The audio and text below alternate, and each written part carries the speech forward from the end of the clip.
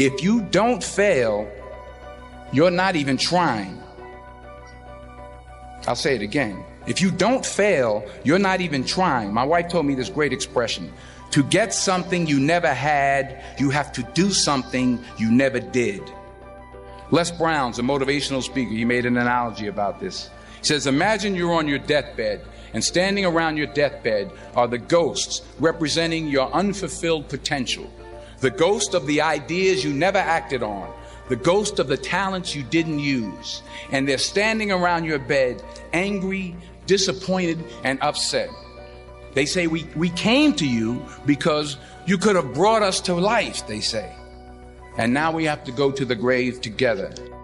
So I ask you today, how many ghosts are going to be around your bed when your time comes?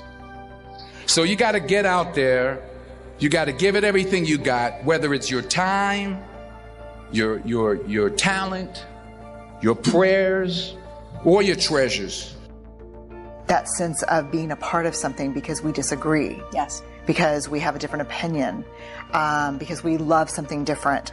That is the mark. That's the mark of true belonging, to be able to say, yes, I am a part of something bigger, but I also will stand alone when I need to. And then it was like, oh, you belong everywhere and nowhere. And that is liberation.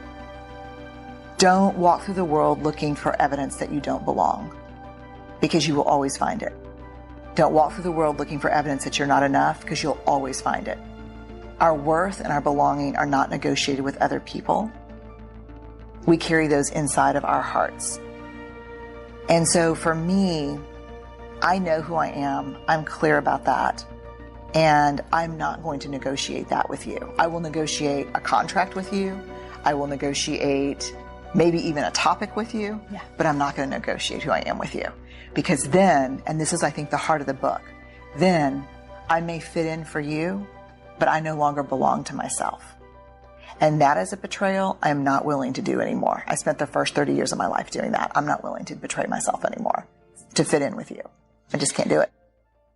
And so I think for Braving the Wilderness, the whole idea of the wilderness being those times when we stand alone, and those times when we go out on a limb, the times we walk away from what we know, our ideological bunkers and our beliefs, braving is the tool to help us manage the wilderness. I'll leave you with this. There will be times when standing alone feels too hard, too scary, and we'll doubt our ability to make our way through the uncertainty. Someone somewhere will say, don't do it.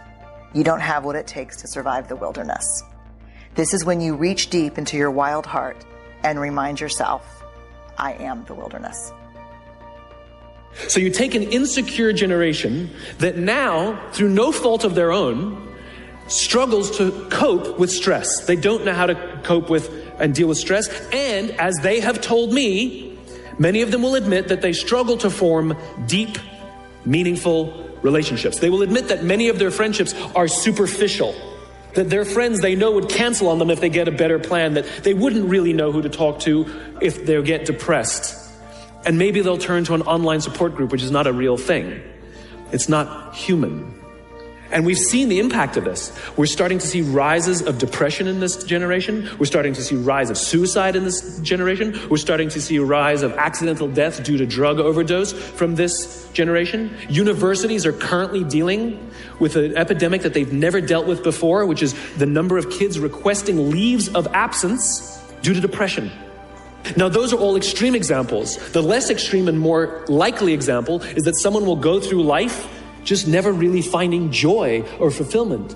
And everything's just fine. How's your job? It's fine. How are your friends? They're fine.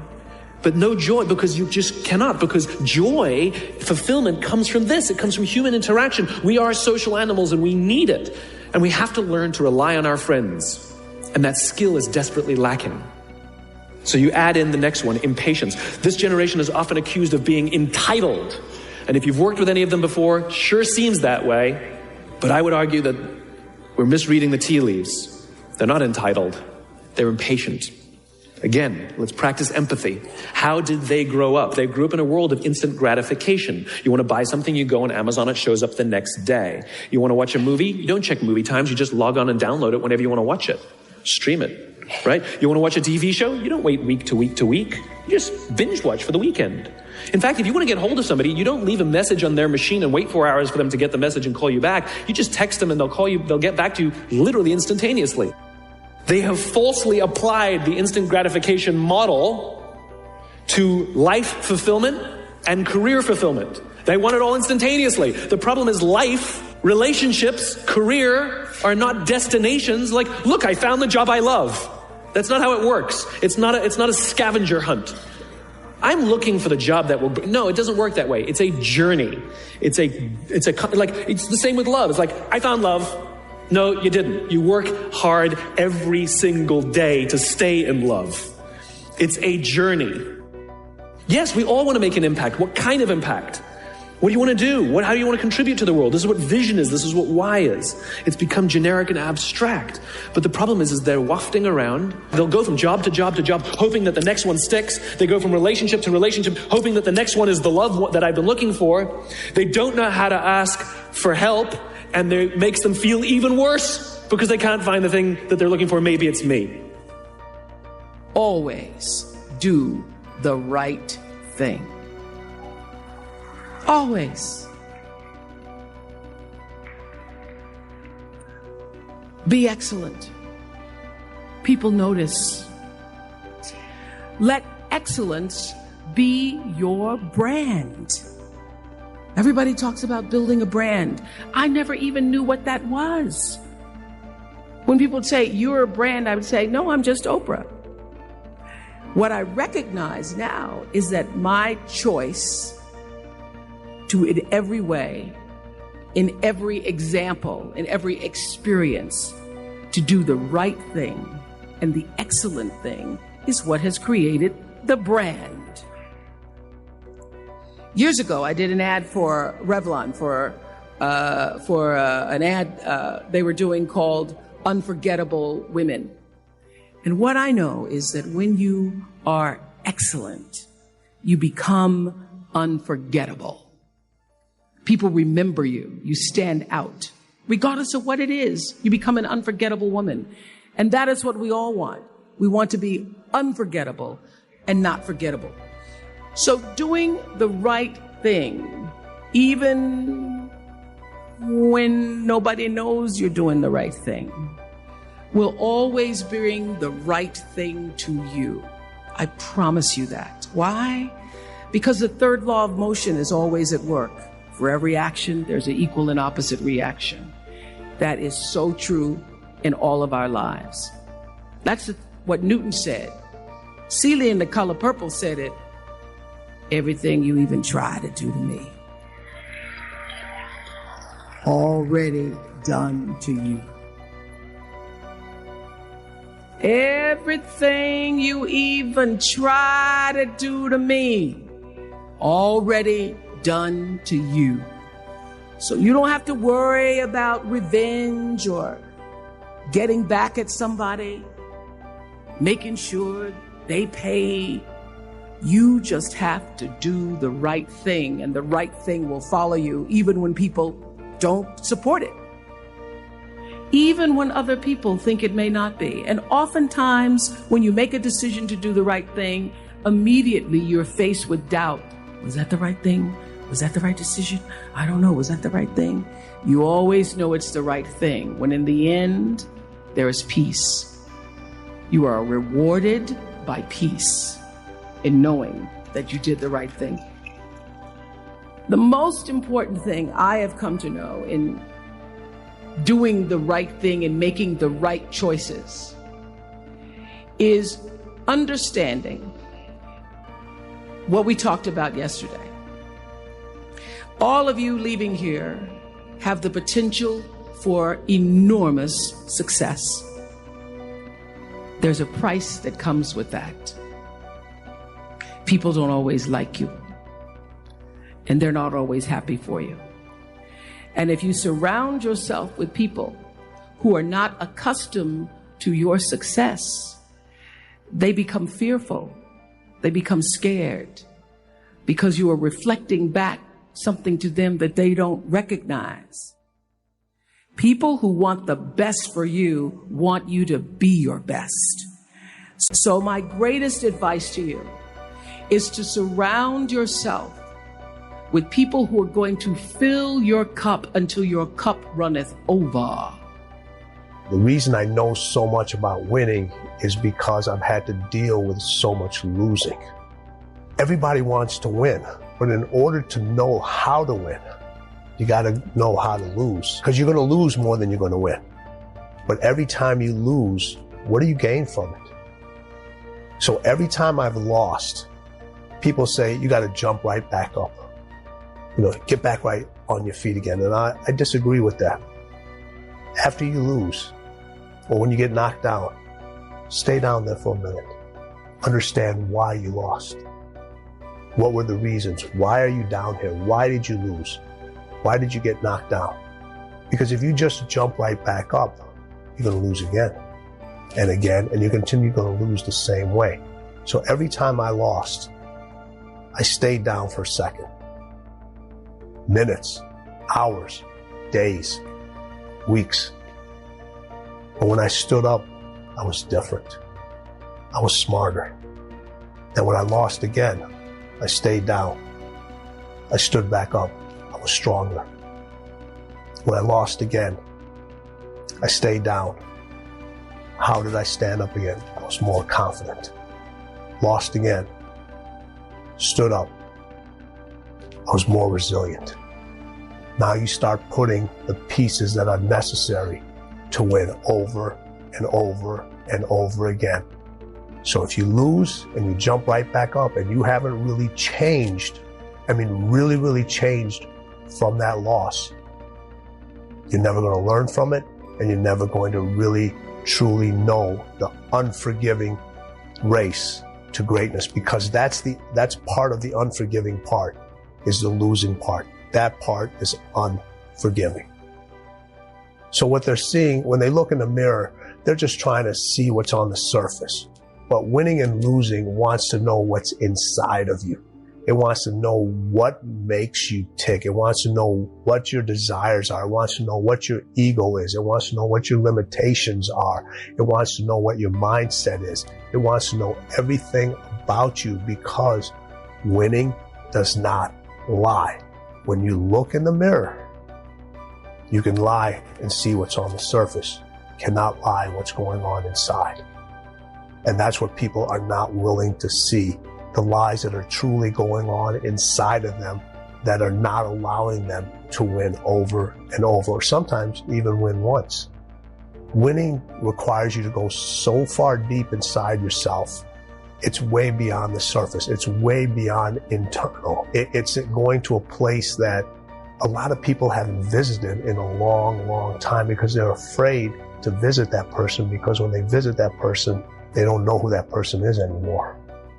It's not wanting to not only recognize your weaknesses, it's not wanting to acknowledge them, not to work on them, not to face them, and also what you have to do to change them. Once you do find your frequency on something, go forward if you're a non-tyrant, and don't ask permission. And that's the not giving a damn part. I've found that the world will actually acquiesce and go, yeah, I'll give you a green light on that, if you actually go forward and mean it, you're going to do it by hook or by crook and not ask permission. So I move out to Hollywood. I did Dazed Confused the summer of 92. I go back and graduate from University of Texas at Austin in 93. And then I drive out with my U-Haul and $2,000 to sleep on the couch of that guy that I met in the bar 2 years prior, who cast me my first job. $2,000. I know I'm sleeping on his couch, not paying rent, but $2,000 is going to go pretty quickly. And I'm starting to, after about 2 weeks, I'm going, hey, Don, man, could you give me a meeting with an agent? Man, I need to get an agent. I need a job. And he snaps at me, cusses me out, and tells me, look, this town smells needy. You're done. What you need to do is get the hell out of here and go do something with your buds and forget about Hollywood and what you think you need. Anyway, I did. I took off with my two buddies with what little money we had, and we motorcycled through Europe for 6 weeks. Well, by the time I got back, I forgot all about needing an agent or, I need to get a part. I just had great life experience for 6 weeks. And so He then brings it up about a week after I'm back and goes, "You're ready." I go, "For what?" And he goes, "Tomorrow morning we have the meeting with the agent." I'm like, "Oh, great." He was right on the money, because I was able to go into that meeting and be myself, be involved in that meeting, and not be so impressed that I got that meeting. Less impressed, more involved. It's a trick, but it works in our life. I mean, sometimes if something is number one on our list and we've got to have it, we need it. A lot of times we don't get it. Think about it, whether it's that girl or whether it's that friend or whatever it is, man, if you make them the number one thing in your life, they're going to go like, well, what else did you have going before you came to me? You know what I mean? I want somebody who had their shit together before they came to me a little bit. If I'm your everything, then I'm probably, a lot of times people will go, or situations will say, no, we don't want you because you need us too bad. Something about taking that trip to Germany got that need out of my mind, and the idea of getting a job or an agent in Hollywood became subliminally number 2 on my list of priorities. Just by sheer that I'd kind of forgotten about it and wasn't thinking about it all the time. Well, that allowed me to relax, be involved in a meeting with an agent where they accepted me, to then go out on auditions and actually get them, because I was like, I really want this, but I don't need it. And there's a big difference. In Hollywood and fame, there's a game in Hollywood. It is an affair. It's not necessarily a marriage. And there's a game to play, and it's better to want it and not need it. There's this great quote: life is 10% what happens to me and 90% how I react to it. I love that, because there are going to be hard truths in all of our lives. And I feel like the only thing that we can control is how we contextualize what happens, and therefore how we respond to what happens. Let's say 2 people lose their job, which is absolutely not a good thing for most of us, right? We want to have a living. We need to have the income. We have the responsibility to our families. One person says, that's it. I'm washed up. I'm never going to work again. I'm irrelevant. And just starts being and feeling down about themselves, sitting on the couch, sleeping in late, not doing anything productive to change the situation. Same person loses the job, says, you know what? This is awful, and this really hurts. And maybe this is the opportunity that I've been looking for to start my own business. Or maybe this is an opportunity to find a job that's going to value me more and that I'm actually going to like. Different contexts create different actions, create different outcomes. Many of the times, what stops us all from figuring something out is we're afraid, right? We're afraid maybe we won't be able to do it, or we're just afraid of the area that we need to walk into in order to figure it out. And then people often have asked me, well, how do I know the difference between healthy fear that would be very good for me to move through versus my intuition or a gut instinct or a hunch going, no, that's actually going to be a shit show, right? Or that's just going to be, it's something you should not do. And that's a really important question. Here's what's awesome. You don't need to go asking other people for the answer. You have all of the wisdom you need inside of you. So if you are facing an opportunity, a possibility to say yes to a job, a speaking engagement, a date, who knows, it could be any realm of life, and you're not sure whether you should move ahead with it, here's what you need to do. Get to a place where you're quiet, nothing's around, make sure that there's no technology, and I would invite people to close their eyes while they do this. So ask yourself, does the idea of moving ahead with this, of saying yes to this, make me feel expansive or contracted? In the nanosecond after you ask yourself that question, your body will have a physical response.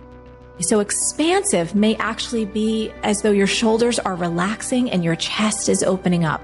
Expansive may feel like even your physical body is moving ahead in space. Expansive may feel like a twinge or a tingle of excitement or joy or anticipation. Even if the notion of this feels intimidating to you or like something you've never done before, there is a lightness, a moving forward, ever so subtle, visceral yes, whether it shows up in word form or merely through the movement of your body. We're beating ourselves up. Like, everybody sucks at something, right? Like, we all have shortcomings and we all have strengths. And for me, it's like, why don't we just audit that? Like, why don't we just look at it that way and be like, all right, well, I'm good at this, but I'm not good at that. Like, and then I only focus what I'm good at, right? Like, I don't dwell that I can't fix shit around the house. I call somebody to fix it. Like, I'm not a man. I don't give a fuck. I don't get it. I also think it's awesome that I'm so emotionally stable and I'm the emotional backbone of everybody. Is that what a dude's supposed to do? Like these cliches, these stereotypes, they're so silly. You're exactly right, man. I don't judge myself. I'm fully in love with myself. But I'm also fully in love with everybody else too, right? It's not like it goes both ways. Like, I tell people to buy into me, that work for me, it's because I buy into them first. I don't need anybody to gain trust with me. It's there. Like, I believe that the human race is so grossly underrated. We are good. Of course we have some bad. There's 7 billion of us. But like, when you look at our net score, it's bonkers shit. Like, do you know how much damage we could be doing to each other on an hourly basis? And we don't? Like, we're still here. Like, we won. We're the alpha being. And we've figured out how to stay together. This is insane when you think about it. And yet everybody wants to dwell on like somebody said something mean. Like to me, it's just binary. Like, unless it's complete death blow, death. To me and my 17 people that I give a shit about, like, everything else is super secondary.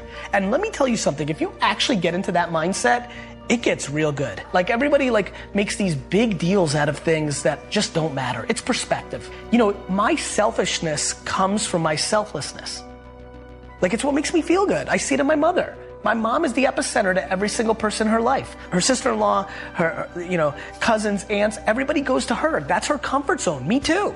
Ask Gary Vee. Like this is my comfort zone. Like, I like this. Like, I hate when people are like, what can I do for you? Like, I say nothing. I don't want anything. I hate that feeling.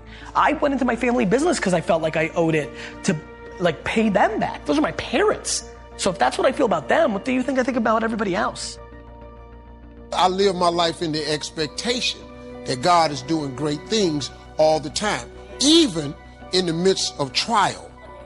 If you want something out of life, if you want to change yourself, if you want to acquire something, if there's some goal that you want to reach, that is really not easy as some people will make us feel. That living your dream, changing your behaviors, overcoming negative habits, it's challenging. It's hard. That living alone is just very difficult. And once we begin to come to grips with the fact that living is difficult, life is very challenging. I heard a song once by a guy named Dimples called, "If It Ain't One Thing, It's Another." I say to you, if it ain't one thing, it's 12 others. Always something. You will never ever have a problem-free moment in life. Competition out here. Decide that you're going to push yourself. Most people won't do that. Most people give up on themselves easily. You know, the human spirit is powerful. There's nothing as powerful. It's hard to kill the human spirit. They asked Benjamin Disraeli, a man who became the head of a country at a time when Jews were not allowed out after 10 o'clock. They said, how did you do it? How did you achieve it against such great odds? He said, nothing can resist the will of a people that will stake even their existence on the extent of their purpose for good. That when you have a made-up mind, when you decide that you want to do something, I was reading something the other day, he said the power to hold on in spite of everything, the power to endure, this is the winner's quality. The hunger, the ability to face defeat again and again without giving up. This is a winner's quality. You have that quality within you. When you're hungry, you don't care about the fact. Doug Williams played for the Washington Redskins, quarterback. John Elway of the Denver Broncos in the Super Bowl. Everybody was talking about Elway. After the Super Bowl, when Doug Williams made a historic passing game, they asked him, said, how were you able, in spite of all of that negative publicity saying that you couldn't win, how did you do it? He said, I ignored my critics. I just didn't pay any attention to them. I ignored myself because they kept on saying it so much. There were times I doubted whether or not I can do what I needed to do. There's a Doug Williams in everybody here. There's greatness in you. And you've got to learn how to tune out the critics outside and the critic inside. And since I'm going to do this, I'm going to harness my will. And I'm not going to let anything stop me. I deserve this. I'm going to do it until. And this, if you want something, you have got to be relentless. You've got to learn how to become resourceful. You've got to learn how to become creative. When crises strike in your life, and in the Chinese language, crises mean danger, but it also means opportunity. And this is an opportunity for you to grow. And you've got to be so relentless, regardless of what comes down the pike, that you're always looking for a way to get over, always looking for a way that you can break through, always looking for a way that you can win, always looking for a way that you can strike a telling blow. It's easy to go through life thinking of all the reasons why we can't be successful, why we won't get well, why we'll never meet the right person. We look at our situations in the natural and think the odds are against us. I talked to a man that struggles with an addiction. He said, Joel, my dad had this same addiction. My grandfather struggled with it. The odds don't look too good for me. But as long as you think the odds are against you, you'll get stuck where you are. You have the most powerful force in the universe breathing in your direction. God has crowned you with favor. He has armed you with strength for every battle. He wouldn't have allowed that difficulty if He wasn't going to turn it around and use it to your advantage. The odds may be against you, but the Most High God is for you. He is a supernatural God. He parts Red Seas. He turns water into wine. He opens the eyes of the blind. Your circumstances may look impossible, but the God who can do the impossible is working behind the scenes, arranging things in your favor, turning negative situations around. Since God is for you, that means the odds are for you. Don't go through life thinking, not me, Joel. I come from the wrong family. The odds are against me. No, turn it around. I've been born into a new family. My Heavenly Father controls the universe. I have royal blood flowing through my veins. When you know the odds are for you, you'll put your shoulders back. You'll carry yourself with confidence. You'll expect to do great things. All through the day, this should be playing in our mind. The odds are for me. I'm destined to accomplish my dreams. I'm destined to overcome this challenge. I'm a child of the Most High God. But don't be surprised when you find yourself in situations where it feels like the odds are against you. You don't see a way out. There aren't any logical solutions. God puts us there on purpose so that when He turns it around, nobody will get the credit except Him. Everyone will know it is the hand of the Lord. And when your circumstances seem impossible, instead of being discouraged, God, why me? No, get ready. You're in perfect position for God to show out in your life. He is setting you up to show His favor in amazing ways. Now quit complaining about what didn't work out. Why am I facing these huge giants? Those obstacles that look like they're stopping you, if you'll stay in faith, it's just a matter of time before God turns them around and uses them to push you forward. The odds are against you for one reason, so that God can bring great glory out of your life. He wants to make you an example of His goodness. You remember when the 3 Hebrew teenagers wouldn't bow down to the king's golden idol? This king got so furious, he was going to have them thrown into a fiery furnace. He told his men to heat up the fire 7 times hotter than normal. What was God doing? Making the odds even greater. God knew the fire wasn't going to burn them. He knew they weren't going to be harmed.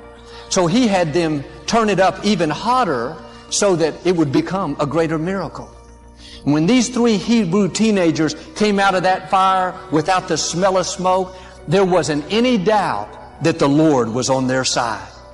In fact, this same king said, "Praise be to the God of Shadrach, Meshach, and Abednego." Those 3 Hebrew teenagers. When it feels like the odds are against you, the fire's been turned up 7 times hotter, Pharaoh won't let you go, God took your army from 32,000 to 300 men. Don't panic. Don't fall apart. It's a setup. God is about to show out. He's about to make you a testimony. He's going to do something that people cannot deny. They're going to know the Lord is on your side. I talked to a man that cut his hand and developed a severe infection. He tried for several days to tough it out and hoped that it would go away, but it kept getting worse. He started running a high fever. He got to the point where he couldn't eat. He finally passed out. He was rushed to the emergency room unconscious. The doctors told his family that he had some kind of toxic shock. There was only a 50% chance that he would live. They had to find the right kind of antibiotic to treat him. Every hour that went by not treated, his chance of survival went down 5%. They didn't find something in the next few hours. The doctors said that he probably wouldn't make it. And if somehow he did survive, he would become a vegetable. 12 hours went by. They couldn't find the antibiotic. One day, still nothing. 264 hours later, they finally found the right treatment. He wasn't supposed to still be alive.